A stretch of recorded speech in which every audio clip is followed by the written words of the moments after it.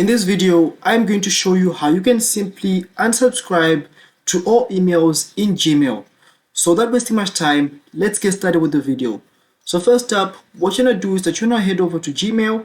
So search for Gmail, then click on it. So then once it loads up, what you're going to do now is that you want to click on the more option right over here. So as you can see at the left side of your screen, click on the more option, which should be this one right over here. So drop down the menu by clicking on more, and then it should give you a ton of options. And from these options, you want to select the manage subscriptions option. So click on this manage subscriptions option. Then once it's done loading, what you do now is that you want to individually unsubscribe from all the emails or subscriptions you are subscribed to. So in this case, as you can see, I'm subscribed to Shane.